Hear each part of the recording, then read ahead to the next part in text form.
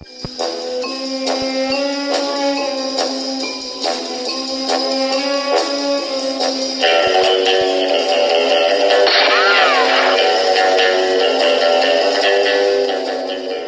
name is Bond. Bond. Bond.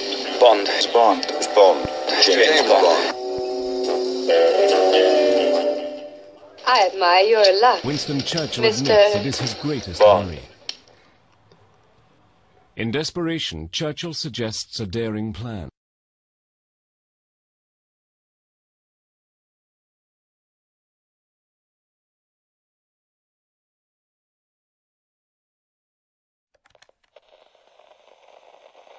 Well, hello there, my loyal subjects. Hope you're all doing very well. I hope I'm doing very well too, but the reality is that's impossible to know, because I'm recording this video weeks prior to its actual release date. So if you're listening to this now on YouTube, I've scheduled this release, because I'm actually right now, as in the time that you're listening to this video, I'm actually in Eastern Europe and can't make regular videos. So I'm recording this video from the past as a message to the future, yet referring to the present time that I'm actually recording it in, which is, in your case, the past. Who cares, whatever. Who knows what's going on in the world as you're watching this? I might be on the other side of Europe not being able to comment on something massive that's just happened. A nuclear strike, perhaps? Plague? Anyway, who knows? I'll deal with it when I get back, whatever it is. As it happens, yesterday I was watching through my old videos. And I don't watch my old content a lot because, I've watched them a million times while editing them, so I've got no desire to watch them again, really. But I thought, I don't know, I just wanted to see them. I just wanted to see how far I'd progressed in the 8 months or so I've been doing this. So I started watching a few of the videos I made about France and Marine Le Pen while the French election was heating up. And it got me thinking about the last time I was in Paris. The events that happened while I was in Paris, and something that happened to me while I was there too, something that I, for some reason, keep thinking about. So settle down, boys and girls, it's story time with the iconoclast. The last time I was in Paris was January 2015. I decided to go there for a week, or 5 days rather. Because, I don't know, I just felt like I needed a break. I needed to get away from my hometown and just relax somewhere. I found a deal online and, it's January so it wasn't that expensive. It was really cheap, actually. And by that point, I hadn't been to Paris for about 10 years or so I thought, well, I enjoyed it the first time I was there, so why not go back and see what's new? I wasn't quite prepared for what I would find, to be honest.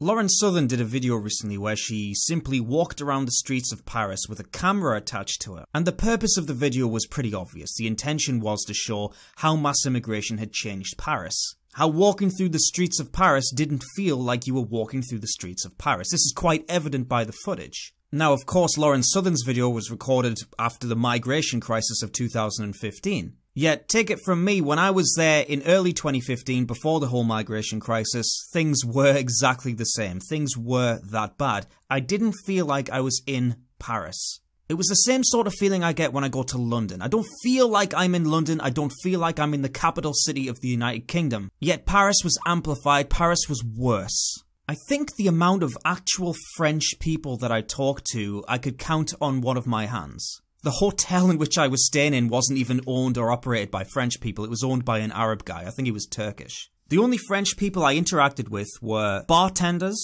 and people who worked at tourist attractions, so the Louvre Museum, for example.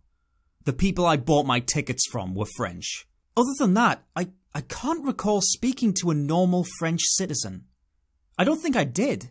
As soon as I checked into my hotel, I realized why it was so cheap. It wasn't in a desirable area. The majority of the people around where I was staying weren't French. French was a language I rarely heard in the area where my hotel was. The only French I heard was when other tourists approached me thinking I was French and tried to speak in French to me, asking me directions, to which I replied, "Listen mate, I'm not French and I don't think anyone else around here is either." Speaking of tourists, there was a few other tourists that were checked into my hotel. Obviously they'd been hooked into the same sort of deal as me. They were a small family, 2 parents and 2 kids. I don't know where they were from, some other European country. Their English was very good. But the looks on their faces when they realised where their hotel was situated. They couldn't believe it. The woman, this guy's wife, she looked absolutely horrified. I only saw them once when they were checking in, and who knows if they stayed at that hotel or not. The point is that the area was a shithole. The amount of sirens that flew past my window at night, I mean, I lost count of them. So already I was thinking that this trip was probably a bad idea, or at least it wasn't going to turn out as nice as I thought it was. It wasn't going to be the relaxing break that I'd intended it to be. But at the same time I thought, well, I'm not going to spend much time in this hotel room. I'm not going to box myself in here. I'm going to go and see the city. I'm going to enjoy the sights. I'm going to do all the touristy things that everyone does in Paris, right? So the second day that I was there, I woke up early and I left the hotel with my camera. I wanted to go to the Eiffel Tower and I wanted to go to the Louvre Museum and I wanted to take some photographs because photography is a hobby of mine. Here's some of the pictures that I took. At about midday, I found somewhere to sit down and have something to eat. I was near the Eiffel Tower and I was confused because all I could see were panicked people. Lots of people walking briskly on their mobile phones, talking in raised voices, quite shaky voices. And then I saw heavily armed soldiers patrolling the area. And I thought to myself, oh, that's a little odd. Why are soldiers patrolling this area? This was the 7th of January 2015. When I got back to my hotel that afternoon, I'd realised why everyone was so jittery. It's because that morning, the offices of Charlie Hebdo were visited by 2 Islamists who decided to shoot everyone inside. Yep, the Charlie Hebdo terrorist attack. The event that I place as being the definitive start of regular Islamic terrorism in Europe. Now, I know there was Islamic terrorism in Europe before this event, but it seems like after Charlie Hebdo, the frequency of these attacks just increased dramatically. So, of course, I'm lying in my hotel room watching the news, and I can't understand it because it's French, but, you know, I get the gist of it.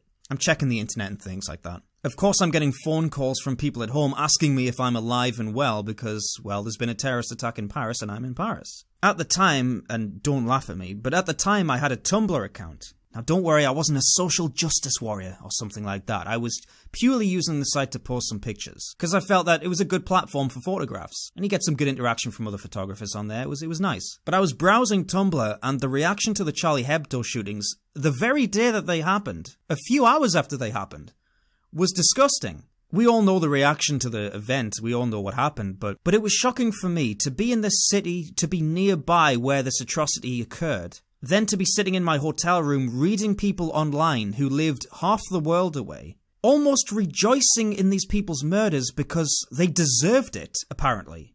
Because drawing the Prophet Muhammad is a great offence to Muslims. Because Charlie Hebdo was an offensive racist magazine. The cartoonists played with fire and, whoopsie-daisy, they got burned. I couldn't believe what I was reading. But yet here it was on my screen, people making excuses and justifying the horrific murder of these people. It was incredible. It was an incredible feeling at the time, and I can't effectively put it into words, but it was... I already had the position of being against mass immigration and being against Islam and things like that. I wasn't as hardened in those beliefs as I am now, of course. But I was well on the way, and this event sped up that process by quite a bit. The response to the attack was almost as sickening as the attack itself. And I think a lot of us feel that way whenever a new Islamic terrorist attack takes place. It's always soft, it's always weak, it's always apologetic, it's always self-loathing and blaming ourselves for what happened, or blaming the victims. We've gotten used to it by now, but at the time, God, I have to tell you, I was pissed off. And to make matters better, I still had 3 days left in Paris. What was I going to do for those 3 days? The only thing I could do was keep calm and carry on, I suppose. Which is ironic, I realise, because now I always mock that saying every time an Islamic terrorist attack takes place in Europe, and people come out with that tripe. But there I was, alone in Paris on a holiday I'd paid for, which was supposed to be a relaxing break. Time of my bloody life. The next morning came. I got up out of bed, I left the hotel. I wanted to go down and see the Moulin Rouge. Not actually see a show, but just look at the building and the neighbourhood that surrounds it.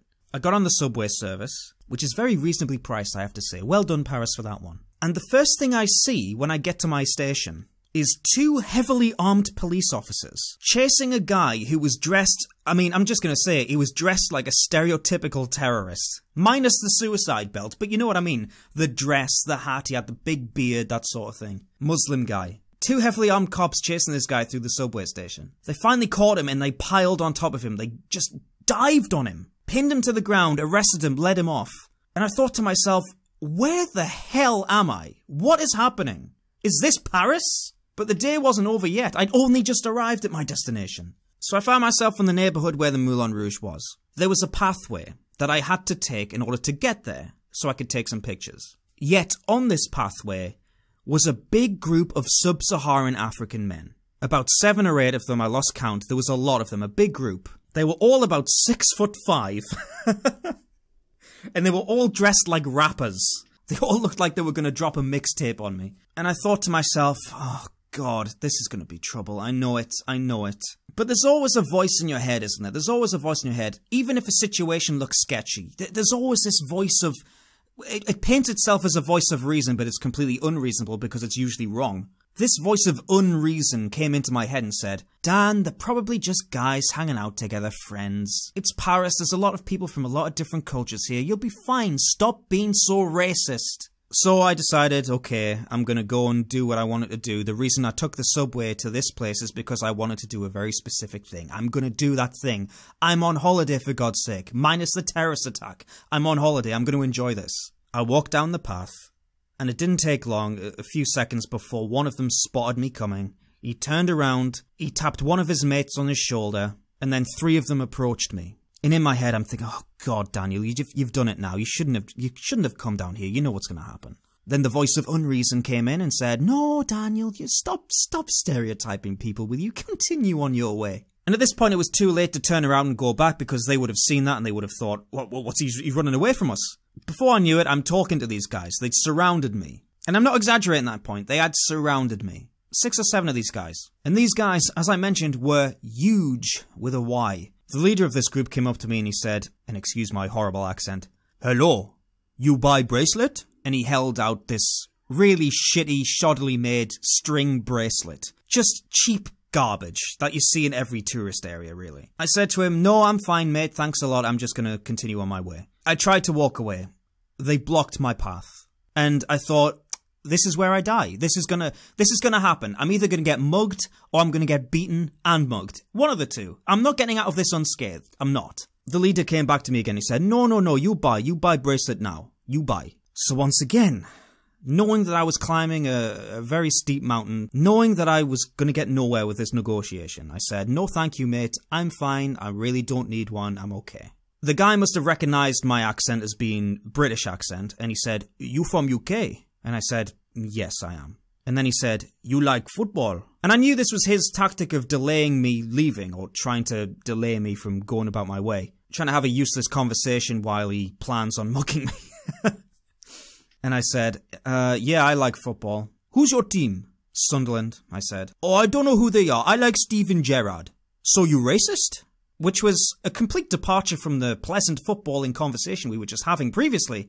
He just threw out the R word, racist. You buy bracelet. You know racist, you buy bracelet. And while this guy's talking to me, his friends, these other guys, they're all looking at me. None of them are smiling. None of them look like they're having a good time. They look very, very determined, very serious. One of the guys took a good look at the camera around my neck. And he whispered something to the guy standing next to him, which caused him to start looking at the camera around my neck. And I thought, this is going to be bad. Once again, I said, no, I really don't need a bracelet. Thank you for the offer. I don't need one. I don't want one. No, thank you. And I tried to walk away again. This time, the guy physically stopped me from walking. He stood in front of me and he put his forearm over my chest as a barrier to stop me. Then he took a hold of my forearm and said again, you buy bracelet. And I looked around at the situation I was in. 7 or 8 guys, huge guys as I mentioned before, surrounding me, completely encompassing me. And what I also noticed, perhaps even worse than this, was that nobody else was bothering to help me. Nobody else was even daring to look over in my general direction. People were just pretending this wasn't happening. Now, the guy still had a hold of my forearm, so I wrestled it loose. I got him to release his grip of my forearm. And there was a bit of a scuffle, a bit of shoving and pushing. Nothing too serious, but, get off me. Stop touching me. This just made the guys come in even more and surround me even tighter. And I thought, listen, I'm gonna have to give these guys something. I'm gonna have to pay them something, otherwise I'm fucked. What else could I do? I couldn't fight them. I mean, I would die. I would get my ass kicked if I even tried that. Could I call for help? Who's going to help me? I couldn't see any police. I couldn't see any armed police that I'd seen so much of. Ironically enough, they were nowhere to be found. So I thought, I've got to think about this logically in the sense of self-preservation, self-protection. I have to pay this guy something. So I opened up my wallet, and the only thing I had was a 20-euro note. And he didn't even wait for me to give it to him. He stuck his hand in my wallet, grabbed the 20-euro note, shoved it in his pocket, and dropped the shitty little bracelet into my wallet where the money was. And they all walked off without saying a word. I didn't really feel like taking many pictures after that. It was a mugging. I mean, let's call it what it was. I was mugged. Sure, they didn't beat me up, they didn't jump me from behind, but you know what they were trying to get at. If I didn't give them something, they wouldn't have accepted no for an answer. It wasn't going to happen. God knows how many other people they did that to that day, and maybe they're still there doing it, who knows? Near the Moulin Rouge, go check. There's not much you can do in a situation like that. Normally, if a guy would come up to me and say, "Give us your money, pal," I would tell him to go fuck himself. I mean, it's no big deal, but in that situation, there's no way that I would have a remote chance. And I think about that situation quite often. Not because I feel guilty or anything, not because I feel I could have handled it better, because I truly don't think I could have. But what struck me the most is that shouldn't have happened at all. Paris shouldn't have been in such a state where something like that could happen. In broad daylight, in a tourist area, where nobody has any inclination to help. And this is happening all over Europe. And I reckon that's why I've been thinking about that story quite a lot lately. Because the more I add to this channel, the more content I make, the more I read about similar situations that turn out a lot worse than what happened to me. Mass immigration into Europe from the third world only has downsides. There's no positives. How many people across Europe have been viciously beaten, mugged, raped? How many people in Paris alone have been murdered by Islamic terrorism? Or Islamic violence in general? Shortly after I got home from that trip, the seeds were planted in my brain to start a YouTube channel. Now, I didn't start one until 2 years later. But I guess that's when my eyes were truly open to the reality of what's going on in Europe. I wanted to go to Paris for a few days, a romanticized, ideal city, the gem of Europe. I expected I was going to relax, eat some good food, have a few drinks, and just be merry and, clear my head a bit. What actually happened was I was dumped into an immigrant neighborhood where nobody spoke the host language, nobody was from France. The second day, a terrorist attack occurred where cartoonists were murdered, and liberals defended the murderers and made excuses for the murderers and blamed the victims. On the third day, I was mugged by sub-Saharan immigrants who were probably in France illegally, I'm just assuming. Can't wait to go back. Wish you were here. I just wanted to tell that story today because it's been on my mind. I feel sorry for Paris and the state it's in, and the state of Europe. How did it fall so far? Paris isn't Paris anymore. London isn't London anymore. And as I said at the beginning, right now I'm in Eastern Europe. I hope I don't see the same patterns there as I see in the West. But I'll tell you all about that when I get back. And until then, I'll see you later. Thank you all very much for watching, everybody. Like I said, I will be back, and regular current affairs related content will commence again. If you'd like to support my work, you can do so directly through PayPal. The link is down below. You can also do it through Patreon. And here are my current patrons supporting me. I just want you all to know that these people are horrible, horrible, hateful bigots. If you'd like to be too, the link is down below. And once again, thank you to every one of my patrons who have supported me so generously. Look at all of your beautiful names. Look at you, look at you. Link to my Patreon is down below as well as all my social media links, Facebook, Twitter, you name it. Alright, see you later. Enjoy yourselves. Stick it.